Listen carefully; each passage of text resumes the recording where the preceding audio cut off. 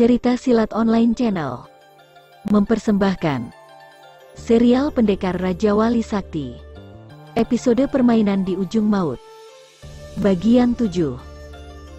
Pertemuan yang mengharukan, sukar untuk dikatakan, bagaimana bahagianya Permaisuri Sararatan mendapati putra tunggalnya masih hidup, bahkan dalam keadaan sehat dan segar. Ibu dan anak itu sampai lupa pada orang-orang di sekitarnya, karena sibuk menumpahkan kerinduan dan kebahagiaan. Sementara Rangga yang berada di ruangan itu, menggamit lengan Gurata untuk mengajaknya keluar. Tanpa bicara sedikit pun, Gurata mengikuti langkah pendekar Raja Wali Sakti keluar dari dalam rumah Ki Belabar, kepala desa Kali Ajir. Mereka langsung ke depan, dan duduk di tangga beranda depan rumah itu. Saat ini malam sudah tiba. Hanya sebuah pelita kecil yang menerangi beranda, tergantung di tengah langit-langit beranda depan ini. Aku menangkap ada sesuatu yang tidak wajar, ujar Rangga setengah bergumam. Maksudmu? Gurata belum bisa menangkap perkataan pendekar Raja Wali Sakti itu. Aku menemukan beberapa kejanggalan dalam peristiwa ini. Natapraja telah membunuh semua emban dan pembantu pribadi Permaisuri Sararatan, bahkan juga membunuh beberapa prajurit serta beberapa panglima dan pembesar kerajaan. Sepertinya dia memilih orang-orang yang menjadi korbannya. Rangga mengungkapkan kecurigaannya. Benar, dia juga selalu mengatakan hanya menjalankan tugas, tapi tidak pernah memberitahu siapa yang memberi tugas. Itu ku ketahui karena pernah bentrok dengannya sekali, sebelum aku ditangkap dan disiksa. Pelan suara Gurata. Gurata, kau lama hidup di dalam lingkungan istana, bahkan menjadi pengawal pribadi Permaisuri Sararatan. Tentunya kau tahu kalau Pendeta Sekagora mempunyai anak angkat. Tidak semua orang tahu kalau Pendeta Sekagora tidak mempunyai anak angkat seorang pun. Dia mengakui kalau Natapraja adalah anak angkatnya. Kau pernah bentrok dengannya, tentu bisa mengenali jurus-jurusnya. Apa ada kesamaan dengan yang dimiliki Pendeta Sekagora? Tanya Rangga kembali. Rasanya tidak, sahut Gurata setelah berpikir sejenak. Kau pernah melihat Natapraja sebelumnya di istana? Tanya Rangga lagi. Belum juga Gurata menjawab, Permaisuri Sararatan muncul bersama putranya, diikuti Ki Belabar serta putri dan istrinya. Rangga serta Gurata bergegas bangkit berdiri. Gurata membungkuk memberi hormat. Natapraja bukan apa-apa di dalam lingkungan istana, bahkan belum pernah kulihat di lingkungan kerajaan Salinga, kata Permaisuri Sararatan. Rangga menatap dalam-dalam wanita yang berdiri di samping Raden Mandaka. Pandangannya beralih pada Ki Belabar yang mengedipkan sebelah mata padanya. Gusti Permaisuri, hamba mohon izin untuk berbicara sebentar dengan Ki Belabar, ucap Rangga sopan.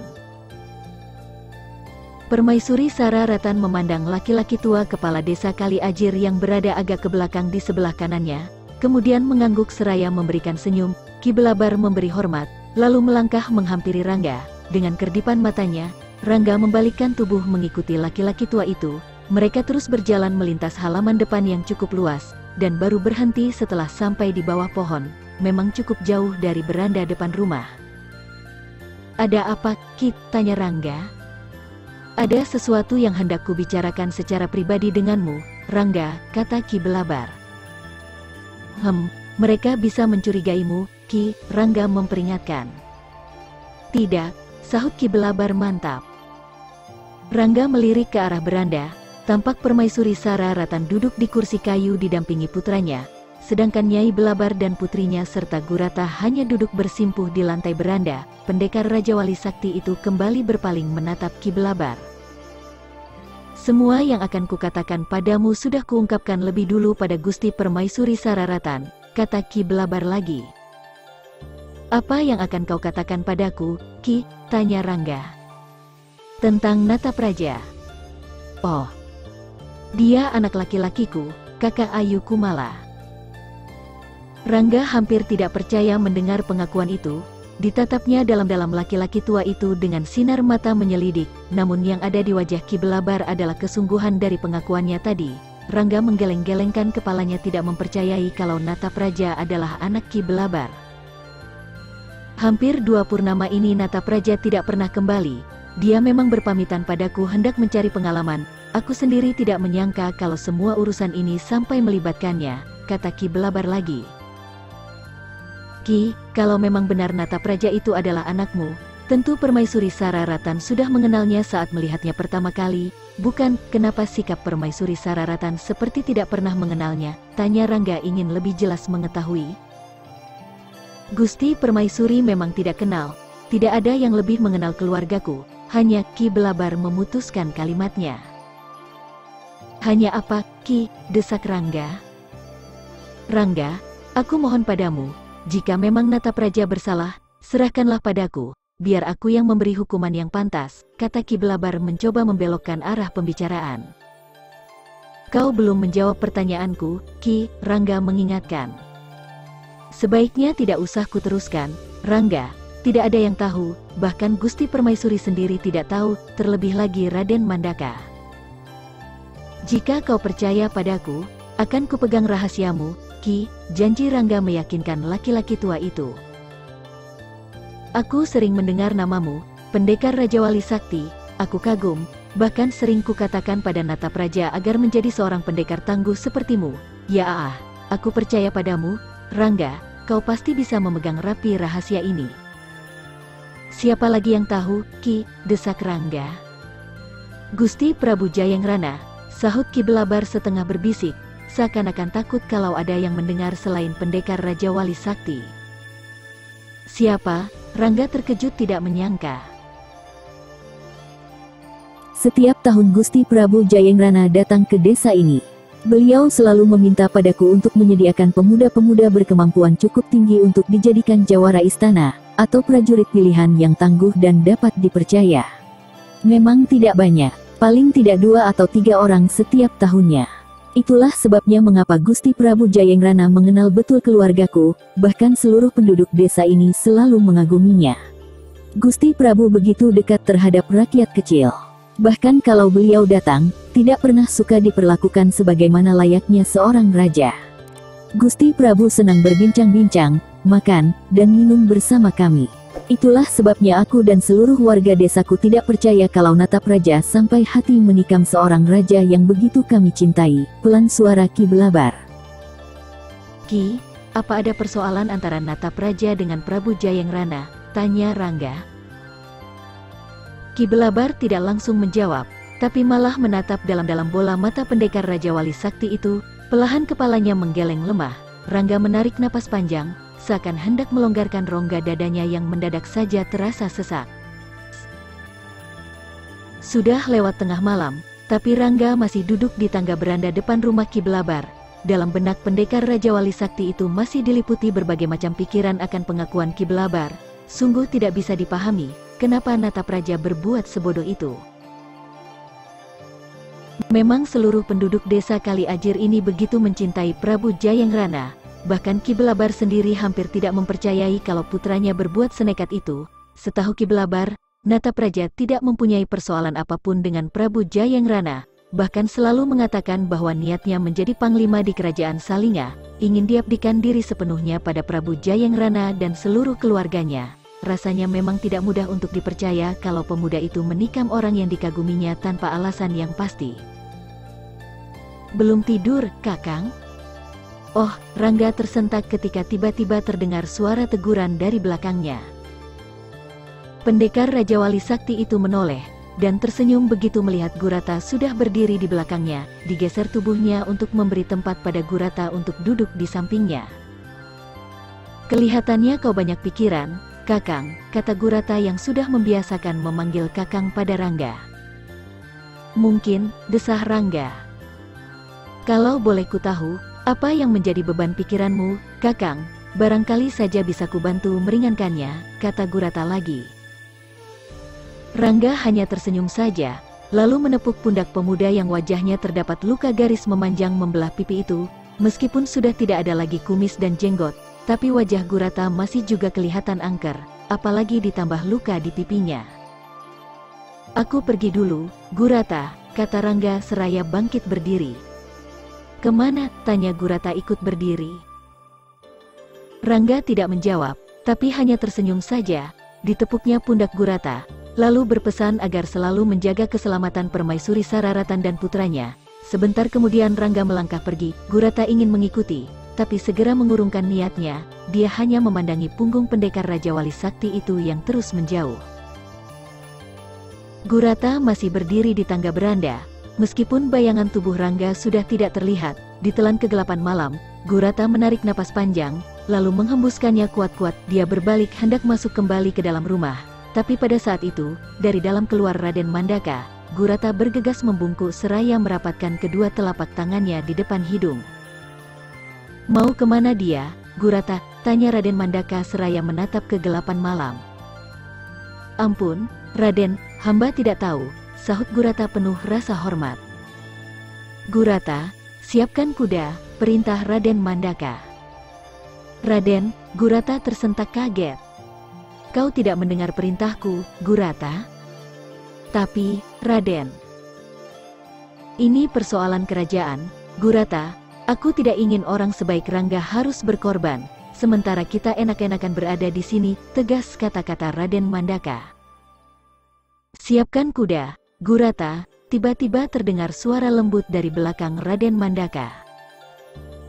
Gurata langsung membungkuk memberi hormat ketika seorang wanita muncul dari dalam rumah. Raden Mandaka bergegas membalik, kemudian merapatkan kedua tangannya di depan hidung. Pemuda ini terkejut juga akan kemunculan ibunya. "Aku senang dan bangga jika kau mampu mengatasi semua kemelut ini, anakku," ujar Permaisuri Sararatan. "Kau memang tidak boleh mengandalkan Rangga seorang diri." "Bunda," suara Raden Mandaka terputus. "Berangkatlah, Bunda merestui perjuanganmu." Raden Mandaka menjatuhkan diri berlutut, diambil dan diciumnya punggung tangan wanita yang usianya hampir setengah baya dan masih kelihatan cantik itu. Sedangkan Permaisuri Sararatan hanya tersenyum dengan mata berkaca-kaca, kemudian membangunkan anaknya dan membawanya berdiri. Raden Mandaka bangkit berdiri. "Aku bangga, ternyata kau sudah dewasa. Anakku, aku yakin, ayahmu pasti bangga padamu," ucap Permaisuri Sararatan, agak tersendat nada suaranya. Raden Mandaka hanya diam saja dengan kepala tertunduk dalam. Memang diakui, sejak adanya peristiwa ini, sikapnya jadi jauh berubah, tidak lagi manja dan tergantung pada orang lain. Rasanya, semua keangkuhan dan kemanjaan dirinya sudah lenyap. Raden Mandaka sendiri mengakui kalau perubahan sikapnya ini karena pendekar Raja Wali Sakti, yang secara tidak langsung telah menempanya menjadi seorang laki-laki muda yang berpikiran dewasa, pantang surut dalam mengarungi kekerasan hidup di alam fana ini. "Pergilah, Bunda merasa aman dan terlindung berada di desa ini, desa yang menjadi sahabat sejati ayahmu," ujar Permaisuri Sararatan. "Nanda mohon pamit, Bunda," ucap Raden Mandaka. Semalaman penuh Raden Mandaka memacu kudanya didampingi Gurata. Mereka sudah demikian jauh meninggalkan desa Kali Ajir. Saat matahari terbit, mereka tiba di lereng bukit yang terjal dengan jurang menganga lebar. Raden Mandaka dan Gurata memperlambat laju kudanya. Hati-hati sekali mereka mengendalikan kuda agar tidak tergelincir masuk ke jurang. Raden Mandaka sengaja menyusuri jalan ini, jalan yang dilalui ibunya ketika dibawa keluar dari istana oleh Natapraja dan sekitar 100 orang prajurit pengawal. Raden Mandaka tahu betul daerah ini, karena sering melaluinya kalau berburu bersama ayahnya. Mereka berhenti setelah melewati jalan terjal di bibir jurang. "Raden, apakah memang ini jalan yang benar?" tanya Gurata ragu-ragu. "Menurutmu bagaimana, Gurata?" Raden Mandaka malah balik bertanya. "Entahlah, Raden, hanya yang jelas, kalau kita terus, akan menemukan sungai kecil, dan kalau menyeberang, sampai pada hutan jaran. Di tengah-tengah hutan itu terdapat puri tua yang telah lama tidak terpakai." Gurata ternyata juga mengetahui persis seluk-beluk daerah ini. "Kesanalah tujuan kita, Gurata," ujar Raden Mandaka mantap. "Ke Puri Ganyong, Raden?" "Benar, kenapa kelihatannya kau terkejut sekali, Gurata?" "Raden, rasanya tidak mungkin kalau..." Suara Gurata terputus. "Menurut Bunda Permaisuri, mereka menyeberangi sungai. Sudah pasti tujuannya adalah Puri Ganyong. Tidak ada tempat lain lagi di sana selain puri itu." "Tapi, untuk apa Natapraja membawa Gusti Permaisuri ke sana?" tanya Gurata seperti untuk dirinya sendiri. "Itu yang harus kita ketahui, Gurata." Gurata terdiam. Dia teringat kata-kata Rangga semalam, sebelum berangkat meninggalkan desa Kali Ajir bersama Raden Mandaka. Pendekar Raja Wali Sakti itu merasakan adanya keanehan dalam kemelut yang terjadi di dalam keluarga istana Salinga. Dugaannya sendiri juga sama, hanya saja mungkin ada perbedaan dalam hal pemikiran. Gurata juga tidak percaya kalau Prabu Jayangrana bisa terbunuh begitu mudah oleh Natapraja yang sampai saat ini belum jelas alasannya membunuh Prabu Jayangrana. Yang membuatnya selalu bertanya-tanya adalah Pendeta Sekagora. Apa maksudnya mengakui Natapraja sebagai anak angkatnya? Padahal semua orang tahu kalau pendeta itu tidak mempunyai seorang anak angkat pun. Dan kemarin Natapraja bersama 100 prajurit hendak membawa Permaisuri Sararatan ke Puri Ganyong. Untuk apa? Dan yang tidak bisa dimengerti, perintah itu datangnya dari Pendeta Sekagora. Berbagai macam dugaan bersembulan keluar dari benak Gurata. Tapi sampai saat ini masih belum dipercayai kalau Pendeta Sekagora tengah melancarkan makar untuk menjatuhkan tahta Prabu Jayangrana. Kau melamun, Gurata, tegur Raden Mandaka. Oh, Gurata terbangun dari lamunannya. Apa yang kau pikirkan, Gurata? Tanya Raden Mandaka. Tidak ada, Raden, sahut Gurata. Ayo kita berangkat lagi, ajak Raden Mandaka. Mereka kembali menggebah kudanya, tapi kali ini mengendalikannya perlahan-lahan, sedangkan Gurata jadi terdiam saja tanpa berbicara sedikitpun. Pikirannya terus mengambang, berusaha mencari jawaban dari berbagai macam pertanyaan yang timbul di dalam kepalanya. Tanpa diketahuinya, Raden Mandaka selalu memperhatikan lewat sudut ekor matanya.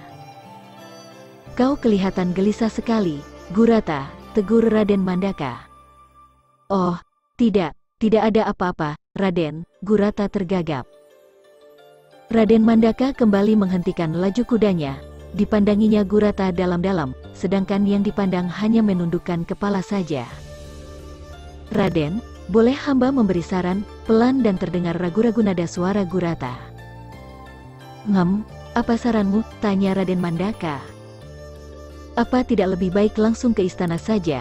Raden, hamba merasa di sana akan mendapatkan semua yang kita cari. Gurata mengemukakan sarannya. Apa yang akan diperoleh di istana? Gurata, nada suara Raden Mandaka terdengar seperti memancing. Terus terang, Raden, sejak semula Paman Pendeta Sekagora sudah hamba curigai. Mungkin darinya kita bisa memperoleh banyak yang kita butuhkan sekarang ini. Gurata mengemukakan pendapatnya. Raden Mandaka menggumam dengan kening berkerut.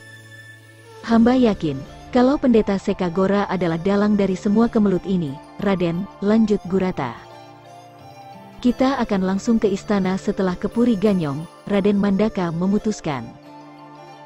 Baiklah, Raden, kalau begitu secepatnya kita berangkat agar tidak kemalaman di jalan.